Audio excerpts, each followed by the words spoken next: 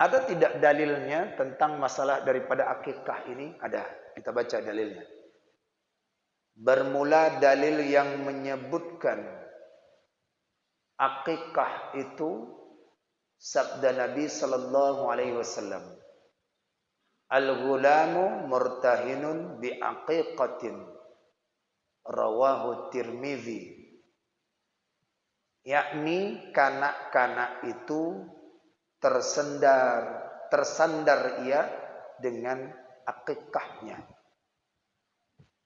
Bermula kanak-kanak itu tersandar ia dengan akikahnya. Makna tersandar di sini tergadai. Ya. Makna tersandar tergadai. Apa maksudnya ini? Maka murad daripada tersandar itu, maka maksud daripada tersandar itu yaitu tidak jadi besar seperti sebagainya. Maksudnya tahu? Saya ulang, berarti belum tahu. Dalam hadis disebutkan al-ghulamu murtahinun bi aqiqatihi, rawahu Tirmizi. Itu hadis-hadis yang berulang-ulang sampai bila ditanya maka itu hadisnya. Hadisnya riwayat Imam Tirmizi. Artinya apa? Kanak-kanak itu tersandar ia dengan akikah. Kemudian pengarang kitab melanjutkan muradun maksud daripada tersandar itu apa? Yaitu tidak ia jadi besar seperti sebagainya. Paham ini? Jadi bilang tak paham karena bahasa Indonesia ini. Kecuali saya bacakan Arabnya terus enggak diterjemahkan baru bilang tak paham. Paham ini? Paham ini Bang? Belum. Ada yang Bang? Hah? Jangan Allah alam. Apa boleh Bang? Tersandar. Ya, tergadai. Tadi udah saya belum sebutkan tergadai. Hah? Belum sempurna. Maksudnya belum sempurna tuh? Oh. Ya. Apa? Bang apa? Tersandar. Anak itu tergadailah ia bi aqiqatin dengan akikah. Maksud tergadai ini bahasa kitab Melayu kan tersandar. Maksud tersandar itu apa? Nah itu. Tergadailah. Maksud tergadai itu apa? Maksud tergadai itu disebutkan di sini tidak jadi besar ia sebagainya. Ini kan udah diartikan nih. Kalau tersandar bahasa kita tergadai. Sudah dimaknakan ini tidak jadi besar seperti sebagainya. Paham? Percaya Bang? Apa? Melunakkan tiada. Melunakkan hati anak-anak. Ya. Udah, ya. Satu pendapat. Apa dia ini? Makna, saya tulis dulu hadisnya biar enak. Nanti melayang-layang nanti. Ya Pak Awal ya, hafal nih hadisnya. Al-ghulamu murtahin bi aqiqatin. Bi aqiqatin. Al-ghulamu murtahinun bi aqiqatin. Hadis riwayat Imam Tirmizi. Imam Tirmizi. Nah, bermula anak-anak itu tersandar, tergadai dengan sebab akikah. Kita baris bawakan ini, kita bulatkan. Nah, maksud daripada tergadai, nah itu maksudnya. Dah, kita bahasa Indonesia kan aja. Tergadai. Tergadai. Ini maksudnya apa gitu? Maksudnya apa? Sudah dijelaskan di kitab. Maksudnya apa? Bahwasannya itu anak bila tidak dia ditebus, ini kan tergadai nih, berarti ditebus, maka la yanmu, dia tidak berkembang besar. Itu maksudnya. Tidak berkembang besar. Guys, itu makna tergadai. Kalau diartikan bermula anak-anak yang belum ditebus, yang belum ditebus ya, yang masih tergadai, tidak berkembang besar dengan sebab akikah. Jadi kalau dengan sebab akikah, maka tumbuh besar, tumbuh. Artinya cepat berkembang dia. Nah, itu pendapat pertama. Pendapat pertama, pengertian murtahinun. Kata Imam Ahmad, nah, ya ini Imam Ahmad bin Hambal, ulama mazhab Hambali. Imam Ahmad berkata bahwa murad daripada tersandar itu tidak ia memohonkan syafaat pada hari kiamat akan ibunya. Ini beliau berpendapat. Sementara daripada Imam Ahmad bin Hambal, Imam Ahmad berkata bahwasannya anak ini tidak memberikan syafaat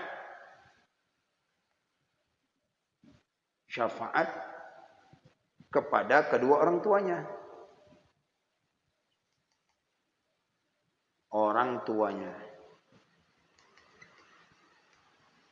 Kapan itu? Pada hari kiamat.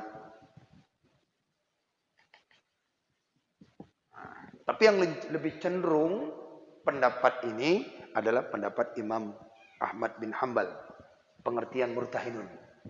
Nah, yang lebih masyhurnya itu adalah anak yang orang tua tidak memberi syafaat. Maksudnya apa? Tidak dapat menolong. Syafaat itu kan tidak dapat menolong orang tuanya. Nah, maka pendapat ini dipegang. Maka pendapat ini yang dipegangkan oleh kalangan ulama-ulama. Nah, jelas nih? Jelas? Makna murtahinun, al-gulamul murtahin bi'aqiqah. Makna murtahinun, pendapat Imam Ahmad lah yang dipegangkan. Artinya orang tua itu tidak dapat memberikan, anak itu tidak dapat memberikan syafaat kedua orang tuanya nanti pada hari kiamat.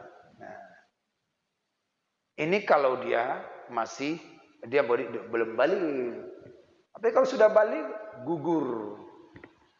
Dia gugurlah kewajiban daripada orang tuanya untuk mengakikahkan anaknya. Maka bolehlah si anak itu mengakikahkan dirinya sendiri, sebagaimana Rasulullah mengakikahkan diri sendiri. Nah, itu boleh, hukumnya boleh saja. Tapi sunatnya ada letak di orang tua. Nah, ini perkara tentang masalah syafaat. Nanti tidak dapat membantu. Bagi siapa ini nih? Bagi orang tua. Nah, tapi orang tua yang mampu. Kalau orang tua yang tak mampu kan nggak mungkin memaksakan. Maka bagaimana hukumnya akikah itu? Nah, ini kita lanjut. Syahdan bahwa akikah itu sunat muakkadah. Sunat yang dikuatkan. Sama seperti kurban. Sama-sama sunatnya. Syahdan bahwa akikah itu sunat muakkadah. Sunat yang dikukuhkan. Bagi siapa? Bagi yang mampu. Akikah itu hukumnya sunat.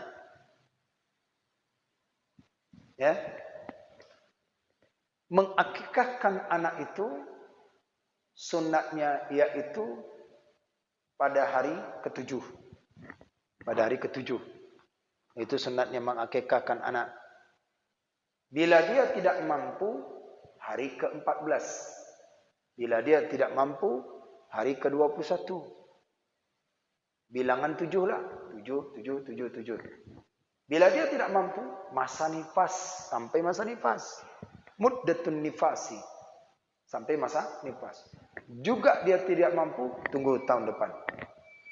Juga tidak mampu, sampai dia itu baligh.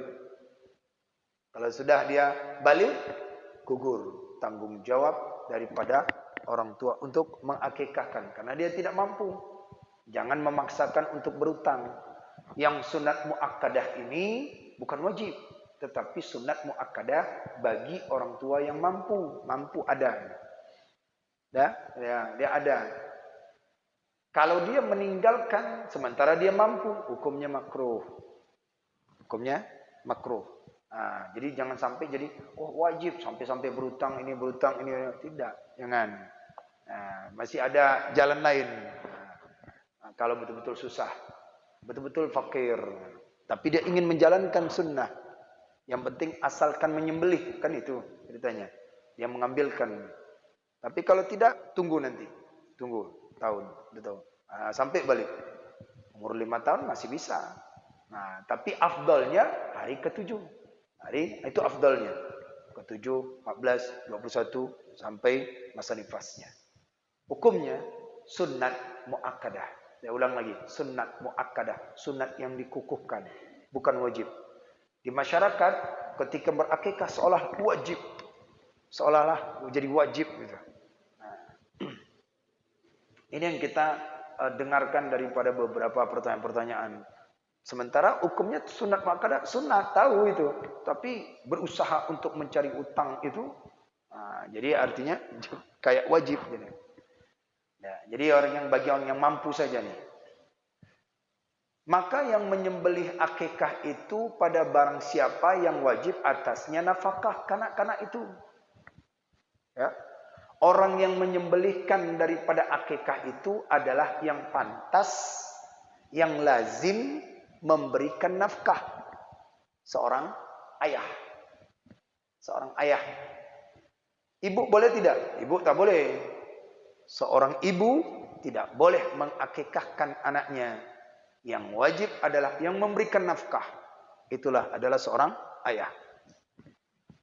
Bila seorang ayah, suami tidak mampu, maka ke atas kakek.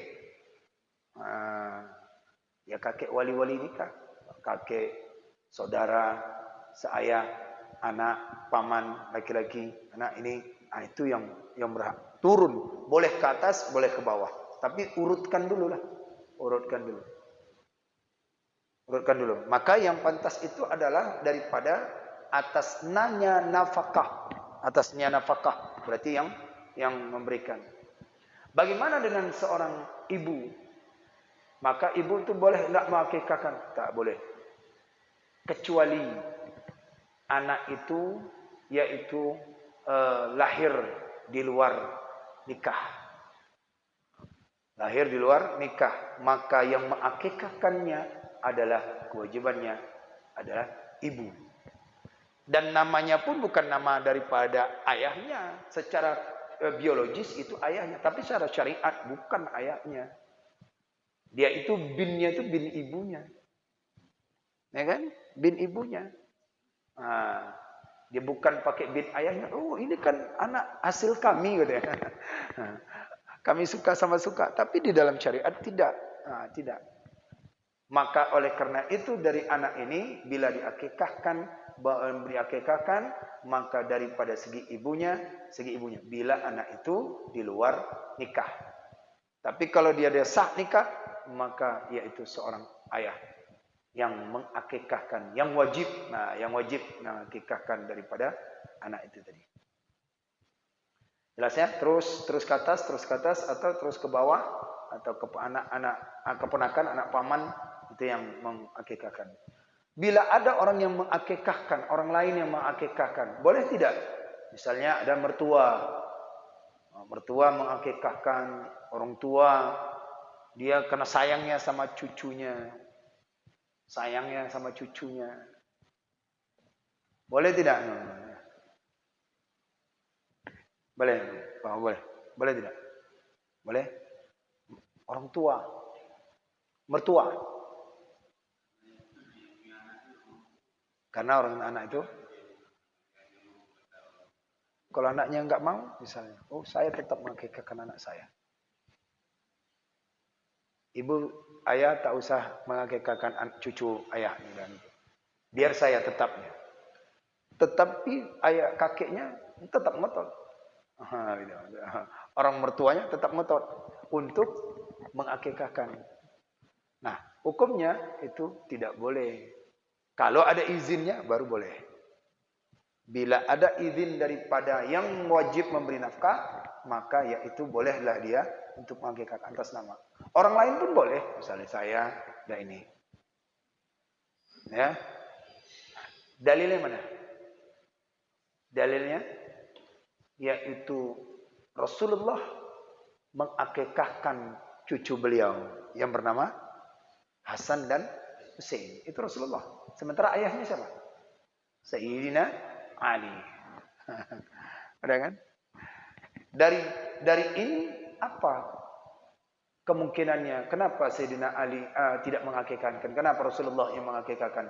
Pertama, bisa jadi itu Sayyidina Ali mengikut apa saja yang dikatakan oleh Rasulullah. Itu. Yang kedua, bisa jadi Rasulullah sudah minta izin. Ini anakmu biar saya mengakikahkan.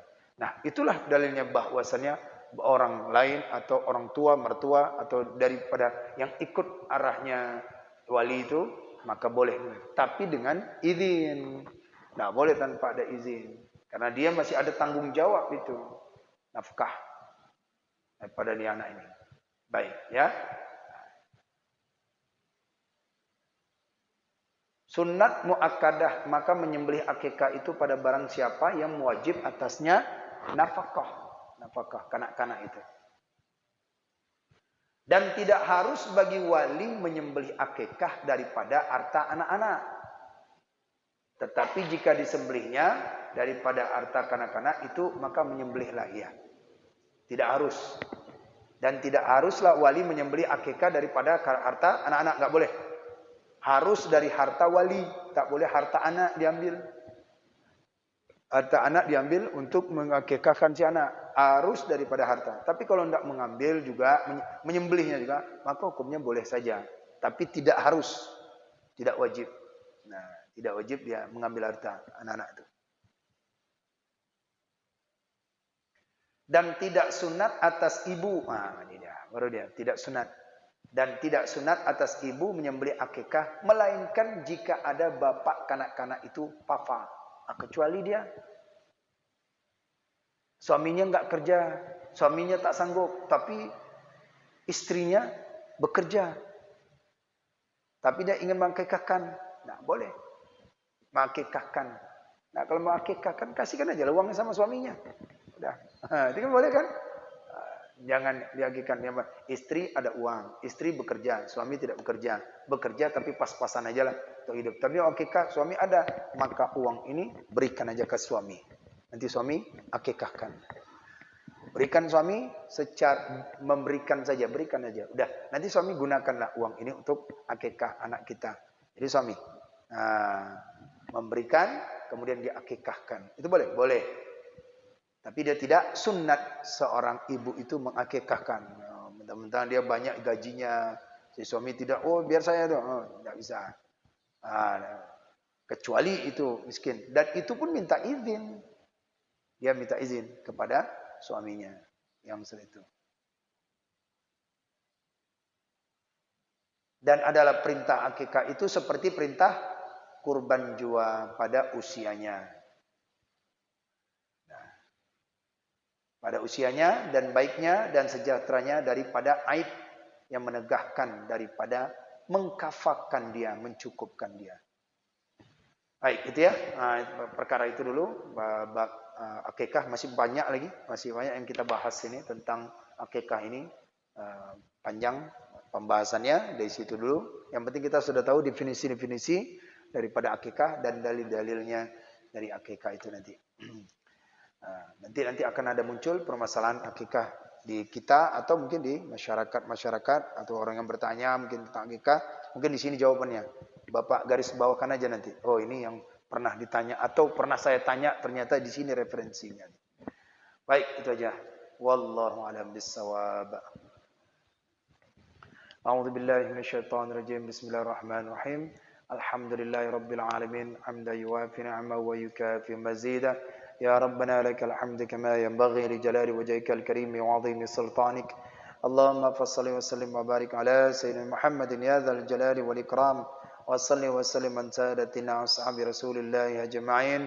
Allahumma asina akibatana fil umuri kulliha wajirna min khizyid dunya wa adzabil akhirah. Allahumma inna nas'aluka ridhaka wal jannah wa na'udzu bika min sakhatika wan nar. Allahumma innaka 'afuwun karimun halimun tuhibbul 'afwa fa'fu 'anna ya Allah ya Karim. Allahumma khtim lana ya Allah bi husnil khatimah wa la takhtim alaina ya Allah bi su'il khatimah. Allahumma ighfir lana dhunubana wa liwalidayna warhamhuma kama rabbayana shaghira wa li syakhina wa li masyayikhina wa li jaddina wa li jaddatina wa li ajdadina wa li jami'il muslimina wal muslimat wal mu'minina wal mu'minat al ahya'i minhum wal amwat bi rahmatika ya arhamar rahimin. ربنا لا تزغ قلوبنا بعد إذ هديتنا وهب لنا من لدنك رحمة إنك أنت الوهاب. ربنا آتنا في الدنيا حسنة وفي الآخرة حسنة وقنا عذاب النار. وصلى الله وسلم على سيدنا محمد وعلى آله وصحبه أجمعين. سبحان ربك رب العزة عما يصفون وسلام على المرسلين والحمد لله رب العالمين. الفاتحة. أعوذ بالله من الشيطان الرجيم. بسم الله الرحمن الرحيم. الحمد لله رب العالمين الرحمن الرحيم مالك يوم الدين إياك نعبد وإياك نستعين اهدنا الصراط المستقيم صراط الذين أنعمت عليهم غير المغضوب عليهم ولا الضالين آمين. واغفر لي ولوالدي وللمؤمنين آمين. صلى الله على محمد صلى الله عليه وسلم صلى الله على محمد صلى الله عليه وسلم صلى الله على محمد يا ربي صل وسلم وبارك عليه. Demikian insyaallah kita akan lanjutkan lagi, semoga ada manfaatnya. Mungkin ada permasalahan pertanyaan-pertanyaan yang dahulu, silakan sambil kita santai itu. Wallahu a'lam bishawab. Assalamualaikum warahmatullahi wabarakatuh.